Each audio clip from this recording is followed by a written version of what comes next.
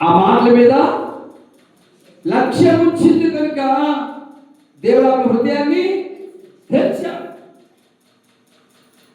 ఆ మాటల్లో ఉన్న నీతిని, ఆ మాటల్లో ఉన్న సత్యాన్ని ఆమె ఇది యథార్థమైన మాటలని లక్ష్యం వచ్చింది. ఆసక్తితో వింటుంది కనుక నేను దేవుడు ఆమె హృదయాన్ని తెరిచాడు. ప్రతి ఒక్క హృదయం తెరవబడాలి.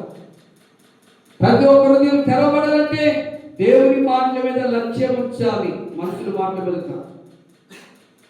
మనుషులు ఎన్నో మాటలు మాట్లాడుకుంటారు, పక్కన రాసులు. దేవుని మాటలకు నువ్వు లోబడాలి, దేవుని వాక్యానికి నువ్వు లోబడాలి. మోషే దేవుని మాటకు లోబడొచ్చు చెప్పాడు. ఆ మాటలకు లోబడి తిరుగుబాటు చేసిన వారి దగ్గర నుంచి తొలగి బయటకు వచ్చారు. వీళ్ళు సురక్షితంగా ఉన్నారు, మోషే సురక్షితంగా ఉన్నారు. నీవు నేను మనము దేవుడు ఉగ్రతకు గురి కాకుండా ఆ పాప శిక్ష నుంచి తప్పించబడే మార్గాన్ని ఎన్నుకొని యథార్థమైన మార్గంలో మీరు నడవాలని ధైర్యంగా చెప్తున్నాను. ఈ శుద్ధీకరణ కూటంలో దేవుడు అక్కడ ఏమనంటే దాన్ని ముట్టొద్దు, ముట్టుముట్టి అపవిత్రత, తాగితే అపవిత్రత, తిట్టి అపవిత్రత, అనుసరిస్తే అపవిత్రత, వెంబడిస్తే అపవిత్రత. అలాంటి అపవిత్రత కలిగినటువంటి వారి శరీరానికి రక్తాలు కలుగులు కాదు. కాబట్టి మిమ్మల్ని మీరు కడుక్కోవాలి.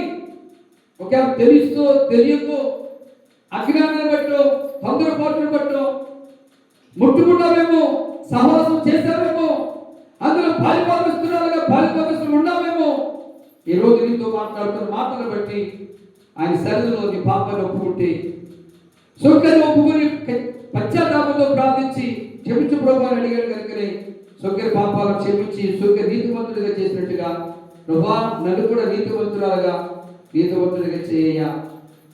నీ మాటలు అలక్ష్యం చేయను, నీ మాటలు లక్ష్యం ఉంచుతాను.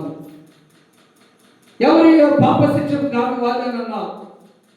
అలాంటి పాప శిక్షలో సంగతుల్లో మేము కారకులుగా ఉండకుండా నీ సేవకుల ద్వారా మాతో మాట్లాడావు. మేము సత్యాన్ని తెలుసుకున్నాం, నీతిని తెలుసుకున్నాం. ఇక అన్నిటిగా అలాంటి చెయ్యవు. వాళ్ళు క్షమించు ప్రభు అని ప్రార్థిస్తారా? మా గురించి ప్రార్థన చేసుకున్నాం. ప్రభు మాటలు ప్రతి ఒక్క దేవాలను ఫలింప చేయను గాక. ఆమేన్.